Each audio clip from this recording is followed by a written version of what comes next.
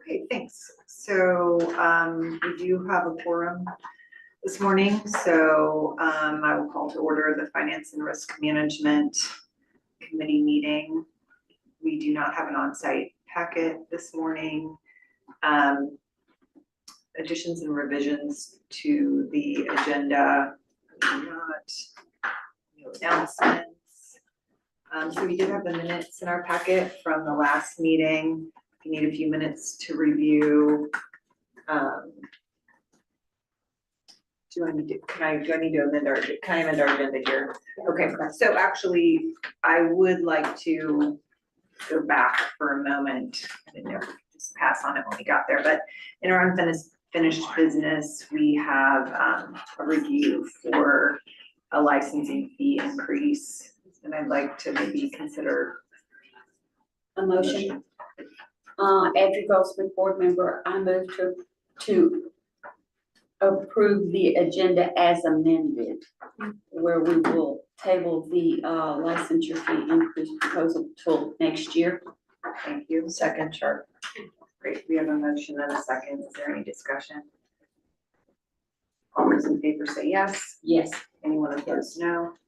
Motion carries. So we'll remove that from our agenda for this morning and bring it back after the first of the year. Thank you. Now we'll go to approval of the minutes. Give you a moment if you need to review those from our June 11th meeting. Your motion. Andrew Goldsmith, board member, I move to approve the minutes from June the 11th, 2025 Finance Committee as written. Sharp, second. Both moved and seconded. Any discussion? All those in favor say yes. Yes. Yes. Anyone opposed, no. Motion passes. Okay, so we'll move on to unfinished business. We have our agency finance report. That would be me. On page 5 is what we call the monthly report that we get, and this might be just a little bit confusing, but the cash balance here does not match the cash balance in iBars, which is the budgeting software, because our fee fund at the end of fiscal year 2025, which was June 30th, was 4.4 million, just a little bit over 4.4 million. So you see this 5.6 looks totally different, but we go by iBars. So that's what you're gonna hear and stuff like that. So I include these, but the whole thing is I can't give you an iBars report every month because iBars opens up for a month for us to do the budget and then it closes back down. So it's really kind of different, but this is done through Smart, and that doesn't always talk really good to iBars except for the end of the fiscal year. Very confusing, but the end of our fee fund at the end of the fiscal year was just a little over 4.4 million. I did want to get a clarification on that because, and again, correct me if I'm wrong, this doesn't mean that we have an overage of money on hand. That money is used for the improvements to the software and other aspects of the running of the State Board of Nursing. And then if it's over that amount, where does it go? Well, the fee fund is kind of what we call our rainy day fund, because if we needed something, if the tornado hit or something like that, and we had to replace a lot of what's upstairs, we have to use our own money, okay? Because we get nothing out of the state general fund. So that's what this fee fund sets here for. You'll hear just a minute about the budget, and people are like, okay, well, the budget's less than the fee fund, so you have too much in your fee fund. Not really, when you look at the fact that we have to use that if we get in a bind or something, all right? So, I mean, normally our revenue is close to expenditures. Our revenue is starting to go up. It did last year, which is good because the number of licensees goes up. But yeah, does that answer your question? Very much so. So we're not just sitting on the golden egg. Okay. I mean, think about it this way, when all of those executive orders went through during COVID where the renewal was extended and extended and extended. Okay, we're used to 2,500, 3,000 renewals a month. And that's the great thing because we do them every month. So we're used to money coming in every month. But if you lost, that's our biggest source right there. If you lost that for some reason because they didn't have to renew for 6 months, that's gonna hit, you know, we still have bills to pay and stuff like that, so. And we did make changes where military, families, didn't. There's no fees. Require a fee for any part of it, the Right. fingerprinting, any of it. Right. So that comes out of that So we money. absorb that, Yeah. yeah. The staff I time thought and so, I just everything. wanted to make sure that, We were all understanding that. that we brought that to the forefront. Yeah. That's good. Yeah, definitely. There is some misunderstanding about that sometimes. So yes. Okay. Do you want me to go ahead and talk about the fiscal year 26 and 27 budget? Thanks, yes, that would be great. Well, I wish that I could tell you it was done. Normally it's done at this point. It has to be submitted September 15th. But because of everything going on, I don't totally have it done. That will be the weekend project to get everything done and ready to hit the submit button. But I will tell you, you know, we got our appropriation last year for fiscal year 26, which is what we're in right now. Not asking for anything in addition to that, okay? We may have did a little tweaking on line items and stuff like that, because of course salaries and stuff went up a little bit. However, that pay plan, they increased our appropriations to include that pay plan, which was a little over $43,000 or something. But what they did not do is do that in fiscal year 27. So that's what I had to do, is do a change package for fiscal year 27. I mean, they told all of us to do it unless we could absorb that with what we already have, which would cut us really, really close if we tried to do that. So I did do that. I mean, I don't think there's gonna be a problem because they basically told us to do that. Other than that, you know, we're still within what we submitted for fiscal year 27 last year, because we'll get the appropriations for fiscal year 27 at the end of the session in April, whatever, March, April, when they do the big. And so that's, I can tell you that right now. Again, it's not totally done, but it will. Just to let you know, we are looking at some of our performance metrics because we have to submit all of that with the budget. Based on some feedback that we've had, they're gonna change, they're gonna look a little bit different. I know Linda wants to make some changes, Rachel's gonna make some changes and stuff. Hopefully it will be a little bit clearer, you know, about our performance metrics and stuff like that, but we're also working on that. And I thought I would just share, this was something that was shared in the committee meeting Monday. They looked at the health licensure boards and the 10-year expenditure change. And we were actually at 73.8%, which you may think, oh, wow, okay.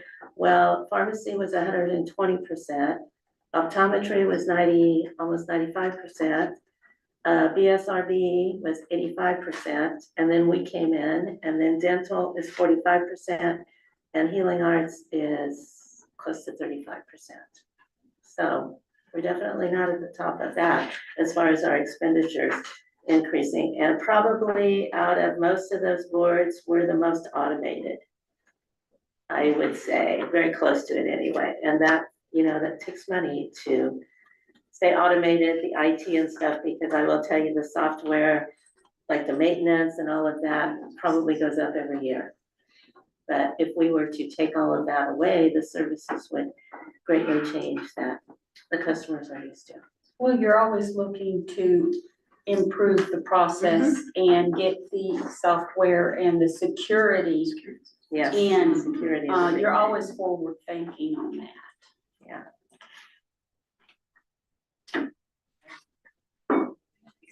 Yeah, perfect. Okay, we will move to, the LPA cybersecurity assessment. Thank you, Chair, members of the committee. Just a real kind of high overview, because we're gonna talk about the details in exec session. We've been working for the past, basically 2.5 months, I guess, at this point. We thought the original effort was gonna be a couple weeks, but there was a lot of information, that was gathered, which thankfully we had the majority of it. Over the past, basically 2 years, we've, really focused on cybersecurity a lot. I think last year alone, I spent myself 637 hours working on cybersecurity related topics and policies and those sorts of things.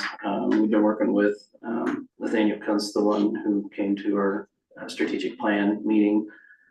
He and I meet a couple times a week, usually for a couple hours each session, and just go line by line for policies, and then we share those with the staff and with the exec and those sorts of things, and if they do trainings, that kind of thing. There was a couple areas that they wanted some tightening up of a few things, which is okay. One of them, I'll go ahead and say, is it's not anything that's really super sensitive, it's kind of a bonehead move, but you know, we're such a small agency that like there's only one Adrian, you know. But we had on one of the pieces of inventory, like Adrian and Carol, and they wanted to see the first and the last name, so, you know. So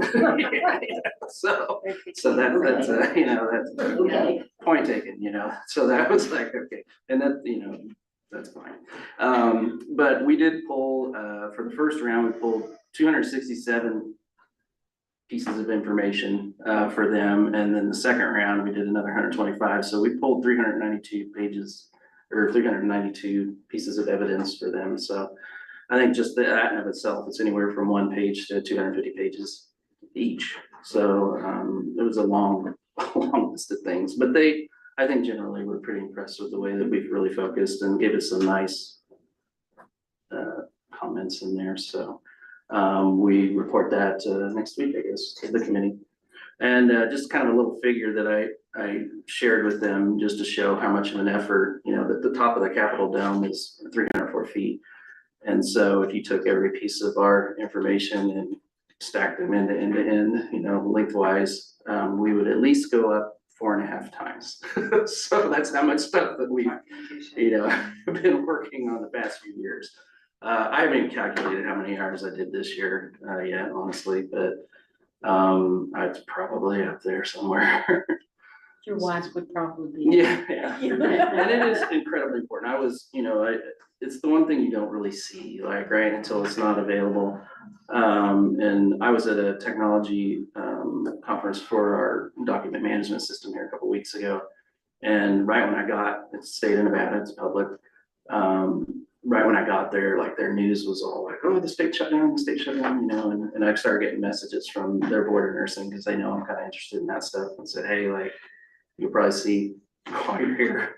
And they were shutting down everything, like signs on the road and driver's license bureau, the board of nursing may still be offline, I don't know. But yeah, it was a pretty big deal, and they had the FBI and everybody in. So as of 2 weeks, they were still not back in operation. So that's pretty serious stuff, and takes a lot of time. You really have to think it through, like, but we're trying best we can. And kudos to Colton and Tony and everybody on staff, really. Everybody's done a great job making it a priority. So, and then just a real small thing, you're gonna get these in the board meeting, but since this is a risk management thing, we've always had, well, not always, but for a while, we've had the security information for the rooms and stuff like that. And we've done this for staff, made a little desk reference, and then also put, like, you know, all the contacts and the cybersecurity stuff and help desks and that sort of thing. So we're gonna give each of you one of these too, but, you know, to keep it fresh in mind so that staff aren't like looking around trying to find things, they'll just be on the desk. So quick little things like that. Don't cost money, really. And so what are the next steps after you report out next week? We do the report out, like, you know, depending on what the feedback, we've already given our feedback on some of the items. Then we take it back, and, you know, we've been already working on stuff with our information security officer. And then I think they might come back in like 6 months and see where we're at. I don't foresee, most of these are pretty easy to fix. So, you know, they're little things like that. It's pretty easy to fix, so. But, that's, you know, it's just a subset of this cybersecurity, so it's not the entire program. You know, they're just looking at a few things, so it's, always important to have those second and third eyes, which is why we partner with the state, cybersecurity folks. Thank you. Do you want to move on to the next then of like licensing software?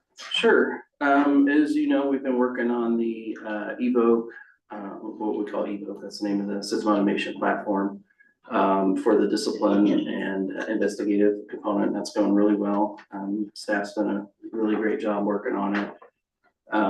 But we did get a notice, and I sort of suspected this would come eventually when they got their new product, that their current product, which we call My License or MLO, or some people call it eGov, that portion is going into life June 30th of 2027. So basically what that means is, you know, right now they're helping us with any sort of things. If anything comes from across the way, they'll probably help us with some of that with, you know, not a huge cost, I hope. That it's kind of like, you may see in the news, like Windows 10 is going away, now you need to go to Windows 11. That's basically what this is. And so, because we're gonna hopefully go live with the Evoke discipline here in the last quarter of this year, and again, sort of major disruptions, then we're gonna need to start looking at this, start budgeting, get the staff or get the state approval, procurement's been on.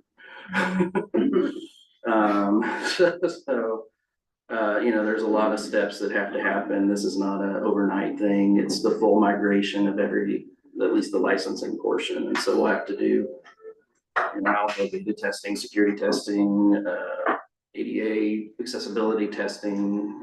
There's a whole litany of forms and stuff that they have to fill out, and we have to get on their roadmap. And so I reached out to them last week and said I would like to start setting up meetings so that we can just get the discussions going. We'll need to come back here and say, you know, what we think the costs are gonna be. It's possible we'll have it by the December meeting. That's what I'm kind of shooting for. So that we can project where we need to get the funding. And actually Linda and one of her team members, Ruth and Tony, are going to the System Automation User Conference. We don't get to go this year because we're gonna go over there with the LPA. I had intended on meeting them there. That it worked really well with the last year's project, so but I've sent them with some things to talk to them about. So hopefully we'll hear some more good stuff when they come back. So to be decided, and then if anything happens, you know, we may need to shift if we can't meet everything with our current software that they want to happen. You're gonna have to switch to a more modern platform. You know, I likened the system that we have. Granted, we've done all the security patches and all, you know, all that kind of stuff. But it's kind of like having a car with 300,000 miles on it. You know, you change the tires, change the oil, do all that kind of stuff. But eventually, you're gonna have to get a new car if you want to put more people in it and have it keep going, right? So that's where we're at. The current software was developed, you know, prior to the iPhone existing. So it's not surprising that sometimes things don't work exactly the way you want. And this is their new platform. It's built for all of this type of functionality. So we're gonna either need to go there, or if the state decides otherwise, we'll have to go with whatever it is that they want. So we'll see. There is a Senate Bill 291. Put it in the board packet. You guys can follow it. It's looking at consolidation of IT, and some of the consolidation efforts is to bring things in. And there is a different platform that the state uses for licensure. To my knowledge, there's only one agency on it, and it's been over 2.5 years. So I'm not real anxious to put the Board of Nursing information in there, but Would that increase the risk? Like it did everything's in the one NSA? place. Yeah, I mean, the I one mean, nice that thing. seems like a big big point there. If all our eggs are in that one basket, then Right, that is a concern of mine, honestly. You know, it can go hand in hand. Some people say, well, then you have more resources to protect that basket. But I will tell you that the Board of Nursing in Nevada is not entirely down because they do host within CSBN. So their website's down, their email's down, can't get to their files, the last I heard. But their licensing system's still running, you know, which nobody else's is. So, I mean, that's, you know, depending on people's priorities.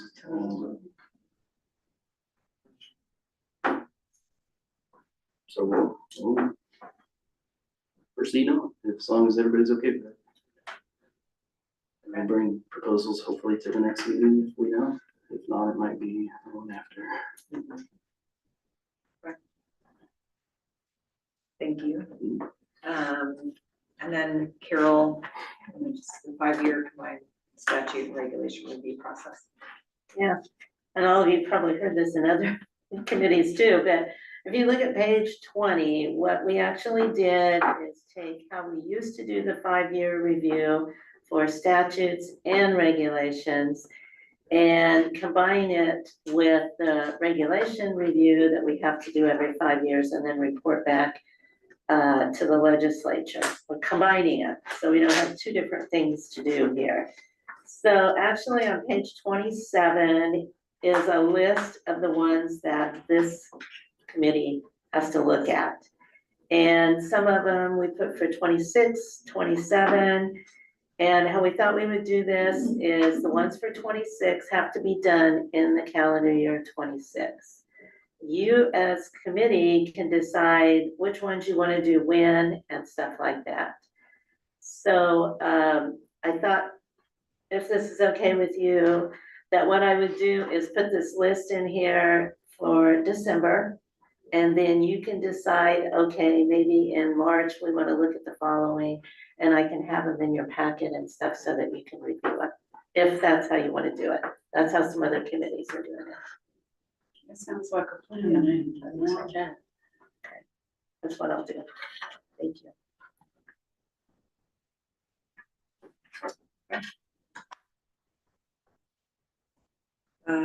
Any new business? Okay. So we have some items for our agenda for December. We'll review this list of rules and regulations to review, prioritize on that date. Sounds like from just like any follow-up from the cybersecurity assessment and then the licensing software, just additional information. Did we need to do a motion on the software? I'm not at this point, it's really exploratory, so yeah, but thank you. Okay. Okay. So we have our-